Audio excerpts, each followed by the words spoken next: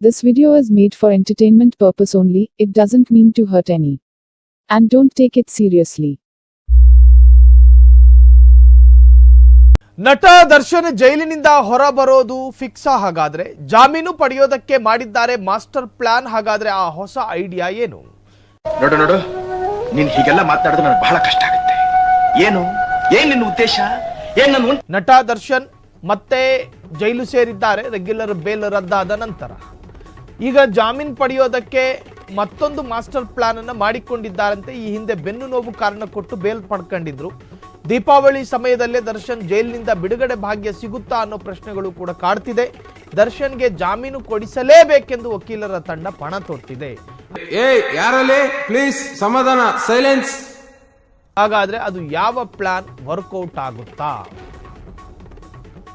ನಟ ದರ್ಶನ್ ಜೈಲಿನಿಂದ ಹೊರಬರೋದು ಫಿಕ್ಸ್.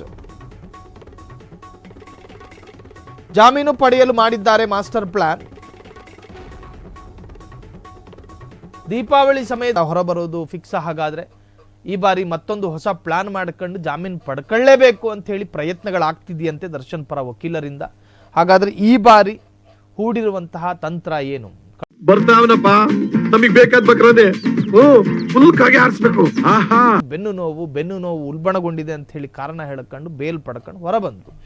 ಈ ಬಾರಿ ಅವರ ಬಿಡುಗಡೆ ಭಾಗ್ಯಕ್ಕೆ ಯಾವ ಪ್ಲಾನ್ ಅನ್ನ ಮಾಡಿಕೊಳ್ಳಲಾಗಿದೆ ಎನ್ನುವಂತಹದ್ದು ದರ್ಶನ್ ಅಭಿಮಾನಿಗಳಿಗೂ ಕೂಡ ಕುತೂಹಲ. ಹಾಗಾದ್ರೆ ದರ್ಶನ್ ಪರ ವಕೀಲರು ಮಾಡಿರತಕ್ಕಂತ ಪ್ಲಾನ್ ಏನು? ಸಂಭಾವ್ಯ ಅಪಘಾತಕ್ಕೆ ನಾನಾ ಕಾರಣಗಳಿರಬಹುದು. ಬ್ರೇಕ್ ಫೇಲ್ ಆಗಬಹುದು, ರಸ್ತೆ ಒಳಗೆ ಸರಿಯಾಗಿ ತಿರುವು ಕಾಣದೇ ಇರಬಹುದು. ಪ್ಲಾನ್ ಇಂತಹದ್ದೇ ಪ್ಲಾನ್ ಅಂತ ಹೇಳಿ ನಿಖರವಾಗಿ ಏನು ನಾವು ಹೇಳ್ತಿಲ್ಲ. ಹಾಗಾದ್ರೆ ಈ ಬಾರಿ ತಾಯಿ ಮೀನಾ ಅವರ ಅನಾರೋಗ್ಯವನ್ನ ಮುಂದಿಟ್ಕೊಂಡು ಜಾಮೀನು ಪಡೀತಾರ? ಹಿರಿಯರಾಗಿ ಮಾರ್ಗದರ್ಶಕರಾಗಿ ಜೊತೆಗೆ ಜ್ಯೋತಿಷ್ಯದ ಮೊರೆ ಕೂಡ ಹೋಗಿದ್ದಾರೆ ಎಂದು ಹೇಳಲಾಗ್ತಿದೆ.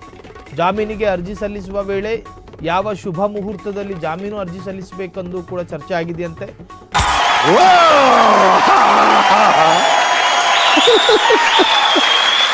ಎಲ್ಲ ಎಣ್ಣೆ. ಹಾಗಾದ್ರೆ ದರ್ಶನ್ಗೆ ಜಾಮೀನು ಸಿಗುತ್ತಾ? ಮೂಲಗಳ ಪ್ರಕಾರ ಕಷ್ಟ ಎನ್ನಲಾಗಿದೆ. ಮೀನಾ ಅವರಿಗೆ ದರ್ಶನ್ ಸೇರಿ 3 ಮಕ್ಕಳಿದ್ದಾರೆ. ಅದರಲ್ಲಿ ದರ್ಶನ್ ಒಬ್ಬರು.